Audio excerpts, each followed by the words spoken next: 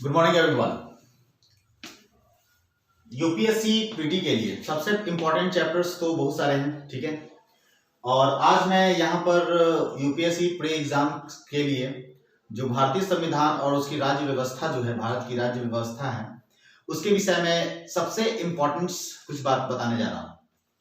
ऐसे बहुत सारे बुक्स हैं, बहुत सारे बुक्स मार्केट में अवेलेबल हैं, सोर्स मिलेंगे आपको, जिसमें से और बहुत सारे टीचर्स भी हैं जो कहेंगे कि हाँ कुछ पॉइंट्स इसमें से जैसे छांट कर कुछ लिखना है और इम्पोर्टेंट पॉइंट्स बता दिया जाता है। जैसे मान लीजिए यूपीएससी पीटी के लिए जो सबसे मुख्य बुक है, पुस्तकें हैं, भारतीय संविधान और राज्य व्यवस्था के लिए एम लक्ष्मीकांत की बुक सबसे ही प्रसिद्ध है। इस बुक्स को अगर अच्छे से जिसने भी पढ़ लिया, समझिए कि वो अच्छे मार्क्स को अर्जित कर सकते हैं इसमें। लेकिन प्रश्न ये है कि इस बुक को पढ़े कैसे।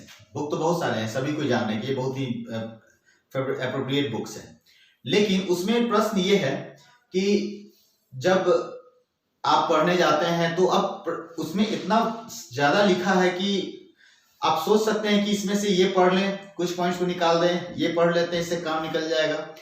जब पढ़ने वक्त बैठते हैं तो ध्यान नहीं लग पाता है।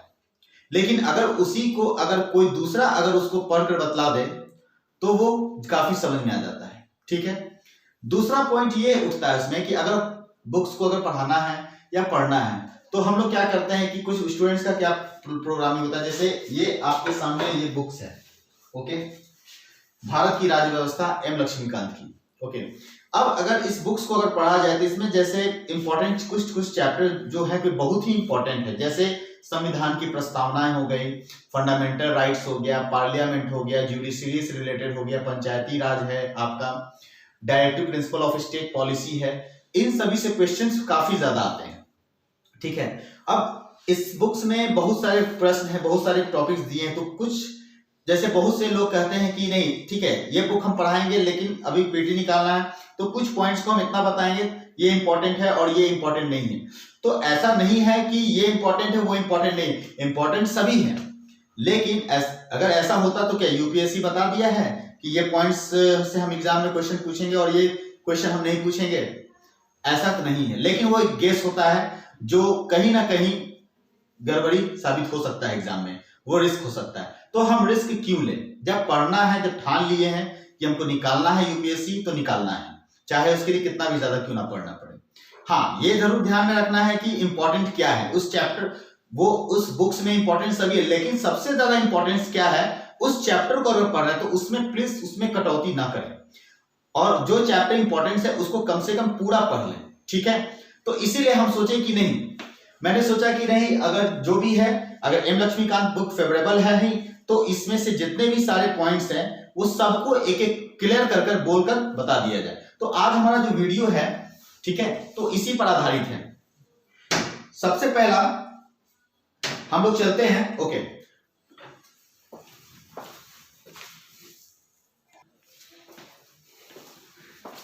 ओके। तो ये जो आपको कुछ इंपॉर्टेंस बतलाए हैं, ठीक है। तो देखिए ह्यूमन टेंडेंसी क्या है कि अगर किसी चीज को अगर पढ़ने के लिए बोला जाए, 10 पेज को अगर पढ़ने के लिए बोला जाए तो पढ़ नहीं पाएंगे, अगर पढ़ भी लेते हैं तो वो याद नहीं रहेगा। लेकिन जब उसी चीज को अगर एक हम पिक्चर के थ्रू या बोलकर अगर बताया जाए तो लगभग वो याद होता है। तो हमारा प्रयास ये है कि जो आज मैं कोई बुक एक्स्ट्रा नहीं, सीधा जो बुक है यूपीएससी के लिए मोस्ट इंपॉर्टेंट है, भारत की राज्य व्यवस्था और उसके संविधान, एम लक्ष्मीकांत की जो बुक है, ठीक है, मैं इसे ही क्लियर करूंगा। और आज मैं जो चैप्टर बताने जा रहा हूं वो आपकी है प्रीएम्बल ऑफ द कॉन्स्टिट्यूशन, यानी कि संविधान की प्रस्तावना, ओके। देखिए एक एक बात तो समझिएगा। सबसे पहला है कि ये संविधान की जो प्रस्तावना लिया गया है ये आपको कहां से लिया गया है? तो कहता है कि सर्वप्रथम अमेरिकी संविधान में प्रस्तावना को सम्मिलित किया, तब उपरांत कई अन्य देशों ने इसे अपनाया जिनमें भारत भी शामिल है। प्रस्तावना संविधान की परिचय अथवा भूमिका को कहते हैं। इसमें संविधान का सार है। प्रख्यात न्यायविद व संवैधानिक विशेषज्ञ एन ए पालकीवाला ने प्रस्तावना को संविधान का परिचय पत्र कहा। भारतीय संविधान की प्रस्तावना पंडित नेहरू द्वारा और पेश किए गए और संविधान सभा द्वारा अपनाए गए उद्देश्य प्रस्ताव पर आधारित है।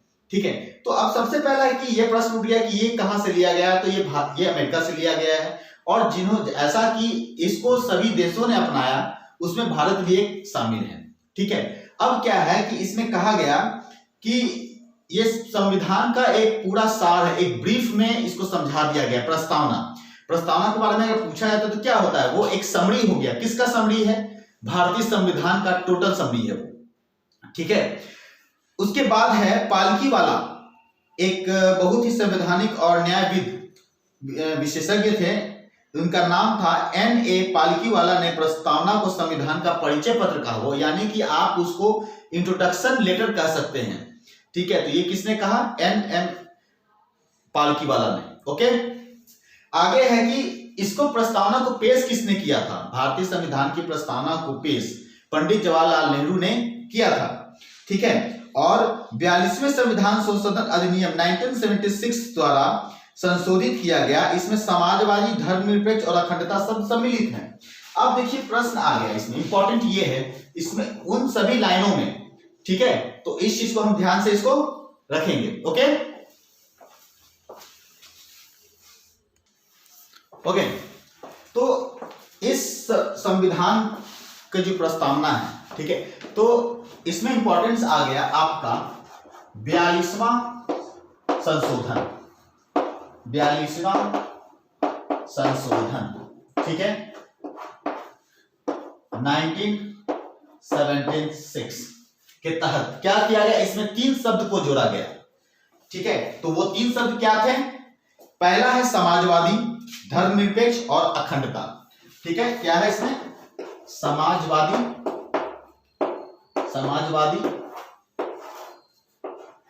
धर्मनिरपेक्ष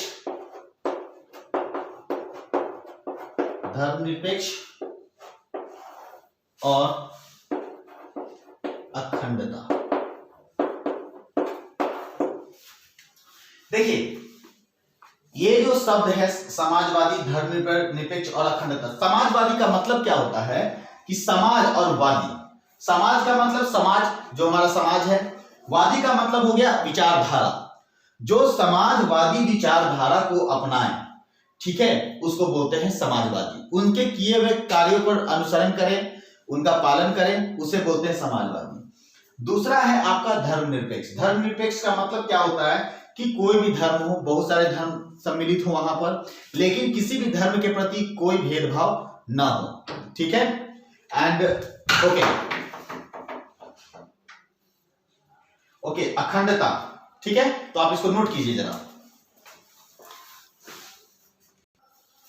ठीक है, तो ये आपका एक मुख्य इंपॉर्टेंट है। अब इसमें देखिए, इसमें क्या है कि सबसे पहला हो गया आपका 42वां संविधान संशोधन 1976 के तहत समाजवादी, धर्मनिरपेक्ष और अखंडता को जोड़ा गया। अब ये सब क्लियर हो गया। ओके, अब है देखिए आगे सीधा, अब कहता है कि संविधान की प्रस्तावना का विषय वस्तु क्या है। कहा गया कि हम भारत के लोग हैं। ठीक है, बिल्कुल। भारत को एक संपूर्ण प्रभुत्व संपन्न समाजवादी, धर्मनिरपेक्ष, लोकतांत्रिक गणराज्य बनाने के लिए और इसके समस्त नागरिकों को सामाजिक, आर्थिक और राजनीतिक न्याय, विचार, अभिव्यक्ति, धर्म, विश्वास व उपासना की स्वतंत्रता, प्रतिष्ठा और अवसर की समता प्राप्त कराने के लिए तथा व्यक्ति की गरिमा और राष्ट्र की एकता तथा अखंडता सुनिश्चित करने वाला बंधुत्व बढ़ाने के लिए दृढ़ संकल्पित होकर अपनी इस संविधान सभा में आज दिनांक 26 नवंबर यानी 26 नवंबर 1949 को एतद द्वारा इस संविधान को अंगीकृत, अधिनियमित और आत्मसमर्पित करते हैं। ठीक है, ये वर्ड जो ये स्टेटमेंट है ये भी इंपॉर्टेंट है, आपसे पूछा जा सकता है। ठीक है, कोई गारंटी ये नहीं है कि नहीं पूछा जा सकता है, तो पूछा भी जा सकता है और नहीं भी पूछा जा सकता है। ये ज्यादातर इंपॉर्टेंट आपका इंटरव्यू के पॉइंट ऑफ व्यू से है। ठीक है, तो इस चीज को हम लोग ध्यान रखेंगे। अब जैसे हम भारत के लोग, मतलब कि ये बोला कि जितने भी लोग हैं, ना कोई जाति ना कोई जात पात है उसमें, लेकिन हम लोग कहाँ के हैं? भारत के लोग हैं। ओके, भारत को एक संपूर्ण प्रभुत्व संपन्न, ठीक है, संपूर्ण प्रभुत्व संपन्न का अर्थ होता है कि किसी और के अंडर में नहीं है, ये आत्मनिर्भर है भारत। हम लोग आत्मनिर्भर हैं। ठीक है, भारत हमारा देश जो आत्मनिर्भर है। समाजवादी, धर्मनिरपेक्ष लोकतांत्रिक गणराज्य बनाने के लिए समस्त नागरिकों को सामाजिक, आर्थिक और राजनीतिक न्याय, मतलब समाज के तौर पर, राजनीतिक के तौर पर और आर्थिक तौर पर उसको हम लोग क्या करते हैं, न्याय प्रदान करवाते हैं, करता है ये। ठीक है, विचार, अभिव्यक्ति, धर्म, विश्वास और उपासना की स्वतंत्रता और प्रतिष्ठा और अवसर की समता प्राप्त कराने के लिए व्यक्ति की गरिमा और राष्ट्र की एकता, अखंडता सुनिश्चित करने वाला, बंधुत्व बढ़ाने के लिए दृढ़ संकल्पित होकर, मतलब कि समाज में जितने भी लोग हैं हम लोग आपस में सबको समता का अवसर प्रदान करना, कोई बिना भेदभाव के उन्हें भी समान कार्य करना है, उनको भी समान कार्य के लिए समान वेतन देना है। तो इस तरह का हमारे पूरे संविधान को एक प्रस्तावना के रूप में दिखलाया गया है। ठीक है, ओके। अब देखिए प्रस्तावना के जो इसके मुख्य तत्व हैं, ठीक है, तो सबसे पहला कहता है क्या कि प्रस्तावना में 4 मूल तत्व हैं। ओके, संविधान के अधिकार का स्रोत है। संविधान के अधिकार का स्रोत मतलब कि संविधान का अधिकार का स्रोत क्या है? प्रस्तावना कहती है कि संविधान भारत के लोगों से शक्ति अधिग्रहित करती है। ठीक है, संविधान जो है भारत के लोगों से शक्ति अधिग्रहित करती है। शक्ति अधिग्रहित करती है क्या मतलब क्या हुआ कि जनता ही सब प्रभुत्व है, जनता ही मुख्य है और ये भारत जो है जनता से ही शक्ति प्रदान करती है। ठीक है, जैसे हमारे जो चुनाव होते हैं तो चुनाव में क्या है, जनता ही क्या करते हैं, आज से सरकार को चुनती है कि किन की सरकार होनी चाहिए, तो ये जनता पर निर्भर करती है। ठीक है, नेक्स्ट है भारत की प्रकृति। कैसी प्रकृति है भाई भारत की? तो ये घोषणा करता है कि भारत एक संप्रभु, समाजवादी, धर्मनिरपेक्ष और लोकतांत्रिक और गणतांत्रिक राज्य व्यवस्था वाला देश है।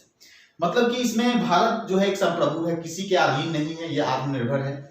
समाजवादी का अर्थ मैंने बता दिया, धर्मनिरपेक्ष का भी अर्थ बता दिया, लोकतांत्रिक गणतांत्रिक राज्य व्यवस्था वाला देश है।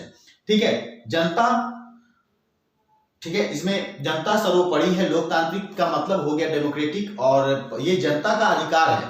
ठीक है, नेक्स्ट है संविधान के उद्देश्य। इन सभी को आगे फिर डिटेल्स में हम लोग स्टडी करेंगे। संविधान के उद्देश्य कहते हैं क्या?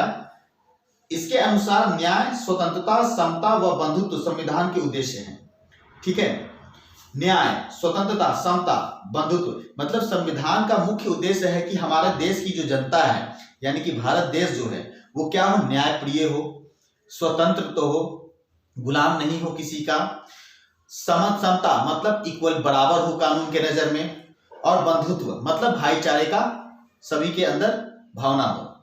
ठीक है, अब संविधान लागू होने की तिथि कब थी? 26 नवंबर 1949 को ये उल्लेख करता है।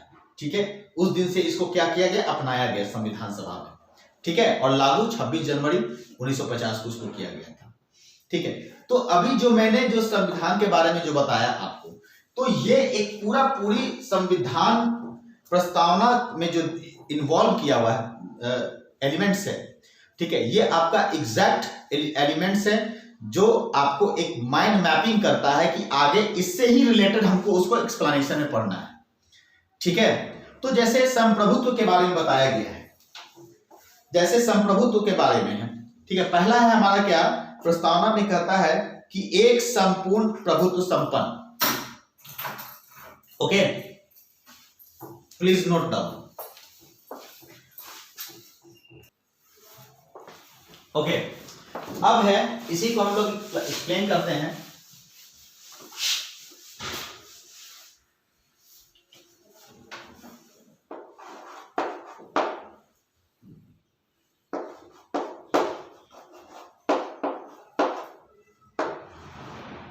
संप्रभुता।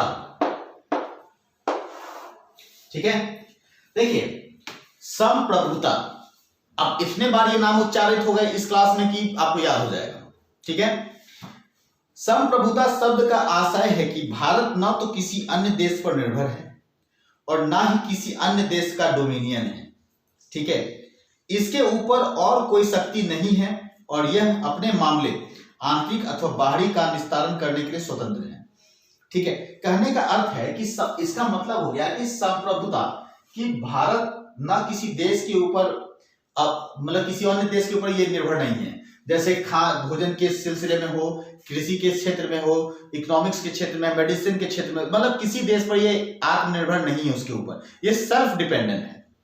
ठीक है, तो ये मतलब खुद ही हर एक समस्या का समाधान करने में सक्षम है। हमारा किसी तरह का हो, बाहरी हो या आंतरिक मामला हो, ये स्वतः ही संभालने में सक्षम है। ठीक है, इसके ऊपर और कोई शक्ति नहीं है, इसके ऊपर और कोई शक्ति नहीं है। मतलब कि ये जो है स्वयं, मतलब जो भी है कानून, जो हमारा देश का कानून है, संविधान है, या संविधान में मेंशन जो संप्रभुता है, इसके ऊपर कुछ नहीं है। ये अपने आप में ही एक संप्रभुता को रखता है, अपने आप में ये एक शक्ति सामर्थ्य कहा जा सकता है। ठीक है, इसके बाद है कि यद्यपि वर्ष 1949 में भारत ने राष्ट्रमंडल दूत की सदस्यता स्वीकार करते हुए ब्रिटेन को इसका प्रमुख माना, तथापि संविधान से अलग यह घोषणा की कि इस तरह से भारतीय संप्रभुता को प्रभावित नहीं करती। इसी प्रकार भारत की संयुक्त राष्ट्र में सदस्यता उसकी संप्रभुता को किसी मायने में सीमित नहीं करती है।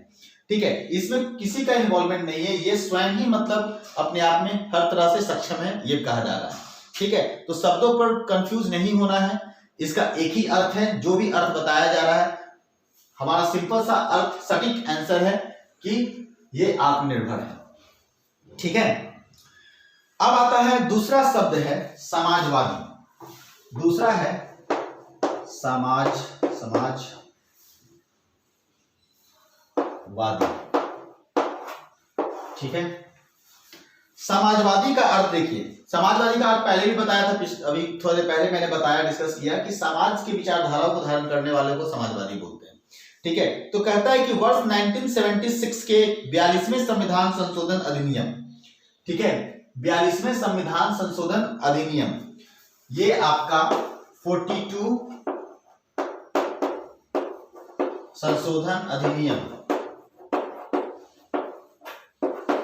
1976 के तहत भारत के संविधान के नीति निर्देशक सिद्धांत के रूप में समाजवादी लक्षण मौजूद थे। ठीक है, नीति निर्देशक सिद्धांत के रूप में समाजवादी लक्षण मौजूद थे। तो समाजवादी लक्षण का मतलब हो गया कि एक कल्याणकारी समाज की स्थापना करना, कि हमारा समाज किस तरह से कल्याण की ओर अग्रसर होगा, वो कैसे वो विकसित हो सकता है, वहां के लोग कैसे विकसित होंगे, उनकी समस्याएं किस तरह से कम की जा सके, एक कल्याणकारी राज्य की स्थापना करना। ठीक है, दूसरे शब्दों में कह दे कि जो बात पहले संविधान में अंतर्निहित थी उससे स्पष्ट रूप से जोड़ा गया, और फिर कांग्रेस पार्टी ने समाजवादी स्वरूप को स्थापित करने के लिए 1955 में अवारी संघ के एक प्रस्ताव पारित कर उसे उसके अनुसार कार्य किया। ठीक है, 1955 में कौन, 1955, ठीक है, ये समाजवादी जो है बिलोंग किसे करता है,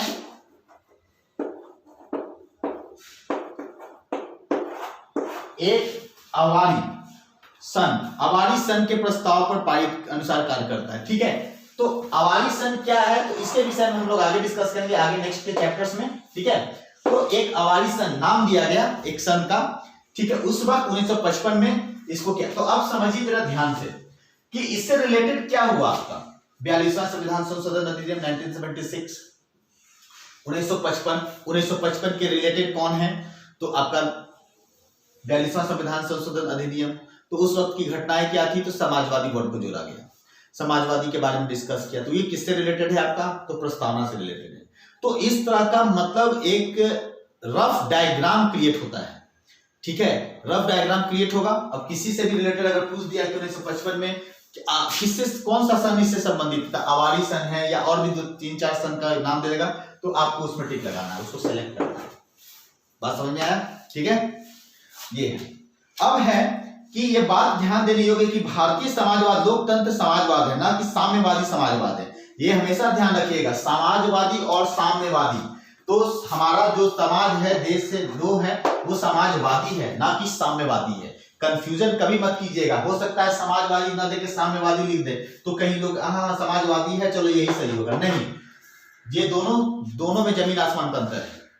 ओके, ठीक है। जिसे राज्यश्रित समाजवाद भी कहा जाए, इस जिसमें उत्पादन और वितरण के सभी साधनों का राष्ट्रीयकरण और निजी संपत्ति का उन्मूलन शामिल है। लोकतांत्रिक समाजवाद मिश्रित अर्थव्यवस्था में आस्था रखती है। ठीक है, ये हमेशा ध्यान रखिएगा, मिश्रित अर्थव्यवस्था, मिश्रित अर्थव्यवस्था। ठीक है, अर्थव्यवस्था, इसका मतलब क्या होता है कि हमारा जो इकोनॉमिक्स है वो डेवलपमेंट आपको प्राइवेट और निजीकरण से ही होता है, सरकारी और निजीकरण से ही होता है। ठीक है, तो इसमें आपको दोनों तरह से फायदा होगा, क्या कि जो हमारा प्राइवेट है, private economics and government economics के द्वारा दोनों अर्थव्यवस्था शामिल है। बहुत से लोग प्राइवेट सेक्टर में काम करते हैं तो उससे उनका इकोनॉमिक्स सही हो रहा है, गवर्नमेंट का है तो उससे भी इकोनॉमिक्स उनका सही हो रहा है। तो इस तरह का एक मिश्रित अर्थव्यवस्था है कौन, हमारा समाजवादी लोकतंत्र। क्लियर? ठीक है, अब है कि मौजूद है, जैसा कि सर्वोच्च न्यायालय कहता है, यहां पर ध्यान देने की बात है कि जहां सार्वजनिक व निजी क्षेत्र साथ साथ मौजूद रहते हैं, बिल्कुल है, देख ही रहे हैं आप लोग कि समाज यहां पर क्या है, एक गवर्नमेंट का भी है संस्था तो प्राइवेट संस्था भी है, दोनों मिक्स है, इसलिए मिश्रित अर्थव्यवस्था का नाम दिया गया है। ठीक है, अब कहता है क्या यहां पर कि जैसा कि सर्वोच्च न्यायालय ने कहा था इस विषय में कि लोकतांत्रिक समाजवाद का उद्देश्य गरीबी, बीमारी व अवसर की असमानता को समाप्त करना है। भारतीय समाजवाद मार्क्सवाद और गांधीवाद का मिला जुला रूप है, जिसमें गांधीवादी समाजवाद की ओर ज्यादा झुकाव है। ठीक है, उदारीकरण, निजीकरण एवं वैश्वीकरण की नई आर्थिक नीति 1991 ने हालांकि भारत के समाजवादी प्रतिरूप को थोड़ा लचीला बनाया।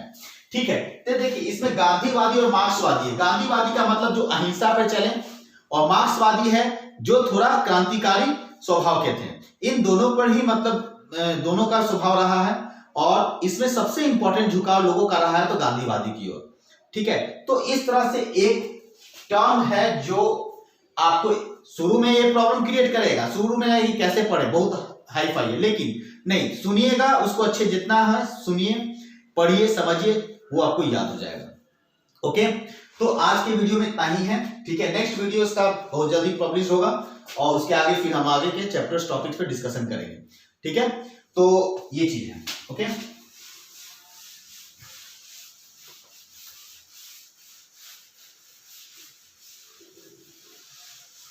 ठीक है, तो बहुत ओके, तब तक के लिए थैंक यू।